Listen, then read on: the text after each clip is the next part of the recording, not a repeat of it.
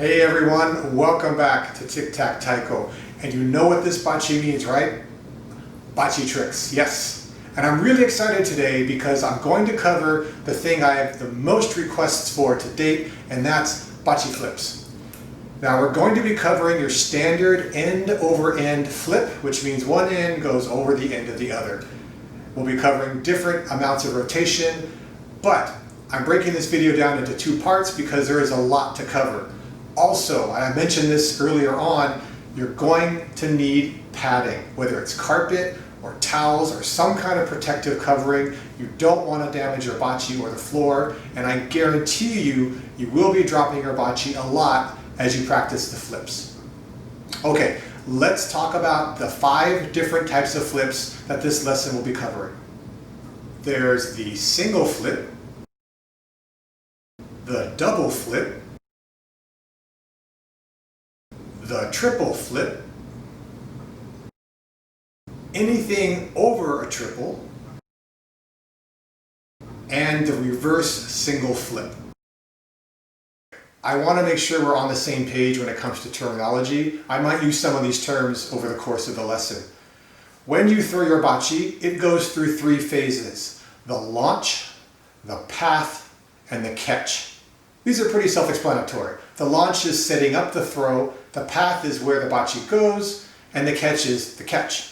In my opinion, the catch is the most important part. You can set up the most beautiful launch, you could go through the most beautiful path, but if you miss it, you fail. Conversely, if you hit your bachi out of your hand, which is the worst launch possible because you didn't even want to launch it, and it goes, say, behind you, which is one of the worst places it could go. Even if you barely catch it, maybe with 2 fingers, the audience feels for you, and now they're probably even applauding. It's awesome. So a horrible catch is better than no catch with a perfect setup. At least that's my opinion. Also, there are 3 variables that you control when you throw. There's the height that it's going, the amount of acceleration that you're giving it, and the balance point. Are you throwing it from a neutral position or a weighted position? Here we are with our single flips.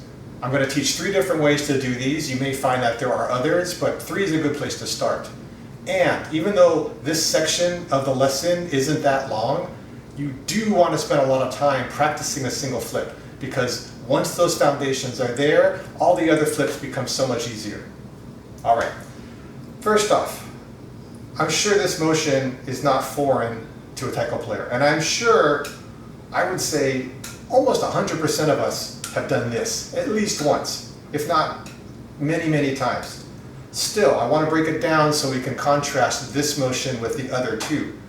So, in this, we're using mostly the arm, keeping the angle pretty straight from the tip of the bachi through the elbow. My wrist isn't involved, I'm not bending anything, I'm not bending either direction. It's just a straight lift up and down. Around this angle, 45 degrees or so, I let go. Momentum carries the tip over, and I close my hand. Again, nothing new to most of us.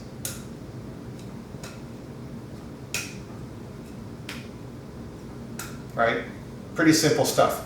In contrast, if I focus on just the wrist and try not to move my arm much at all, then it's a different type of motion, but the same result. One end comes into the other. I can do it sometimes by cocking the bachi down to get a little bit more oomph, or trying to leave it straight and just using my fingers. Okay? The motion for this that I use, the way I break it down is, if you're trying to hit a taiko here, boom, it's a quick twitch. I'm trying to hit a taiko here, quick twitch. Instead of hitting, I'm letting go. So that quick twitch is the initiation, and I let go just when it's about to hit that imaginary taiko. Third way is going from weighted to neutral and just rotating it here. There's something easy about it because you don't have to worry about weight, but there's a lot more dexterity involved because your fingers have to open and close relatively quickly into the other 2 throws. So again, this is a quick version, all 3 throws, but you want to spend a lot of time, practice all 3, figure out how they feel, even though you're more than welcome to try the other flips. When it's said and done, this is where you're going to do most of your practicing, most of your bread and butter. So you know that thing I'm always saying about making sure that the 2 hands are balanced? So I'm going to give you 3 ways to practice this drill that involve both hands. The first way only uses 1 bachi. Single with 1 hand, switch hands, single in that hand, switch hands. Single in 1 hand, switch hands, single in that hand, switch hands. Pretty simple, yeah? The other 2 ways, you use 2 bachi. One is simultaneous. This way is really good visually as well as tactily. You can see and feel when your hands are doing something slightly different. Oh, okay, I'm winding up like this. I wonder why. Maybe it's not even a big deal, but it's information. The other way is a little more fun, at least for me, and that's alternating. And when I do this, I tend to want to get faster and see how fast I can go. But speed isn't necessarily the goal. It's just an option you can do. But when I do this, I tend to have more fun because I'm creating a little bit of a rhythm, and it forces the hands to spin even when it's not ideal, which is actually a lot more realistic because when you're doing these tricks for real, you're very rarely going to have a perfect setup. But anyways, those are 3 different ways you can practice both the right and left hand using the single flip. From the single flip, we move up a notch to the double. The double flip isn't that much more difficult than the single, but there are a few differences. The first is the acceleration. You're going to need more acceleration to throw 2 rotations than you do a single rotation. How much more? I can't quantify it. It's not quite twice as much, but it's more. And as you practice this, you'll feel what I mean. I highly recommend, if you're new to the double flips, to practice by giving it some height, some air. This is much easier than doing it lower. It gives you time to process and gives you a bit of a safety net. And then as you get more comfortable, you can add more rotation, more acceleration.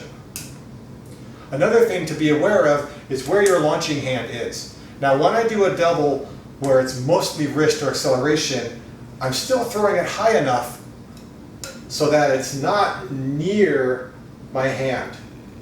Because if it's near my hand as this thing is flipping, it's going to hit, it's going to hurt, and the bachi is going to go somewhere I don't want it to. So just be aware of where your hand is. You might find it's in the way, but don't go the opposite route and try to move it away, because the more you move a part of your body, the more likely you are to mess up the catch. There's an advanced variation of bachi flipping that works for any flip with more than 1 rotation. So your doubles, your triples, your quads, etc. However, it is potentially dangerous to your health, meaning it's very easy to hit yourself. So I provide this information with a huge caution tag. Please be careful. So I've said you can do flips involving a lot of height and flips involving more acceleration and wrist. But a third version is almost a pull down. I'm almost just pulling my hand down like I'm trying to strike.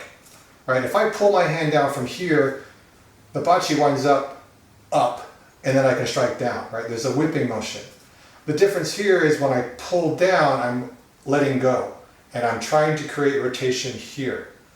But I think you can see the potential danger of this. If I pull down, rotation is coming towards me, and if I'm not careful, it's going to continue towards me and probably hit myself.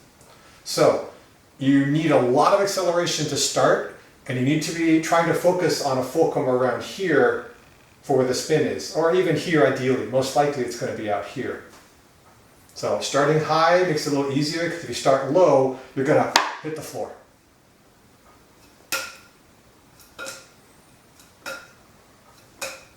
It's not easy. Even that to me doesn't feel very clean, but I want you to at least know that there are variations, and that's a variation you can try. But again, Please be very careful with this flip. And that brings us to the end of Tic-Tac Taiko's Bachi Flips Part 1. If you like what you saw, let me know with a thumbs up. If you have comments or suggestions or ideas, let me know below. And if you haven't subscribed yet, please consider doing so. I really appreciate all my subscribers. So with that, keep practicing and be well.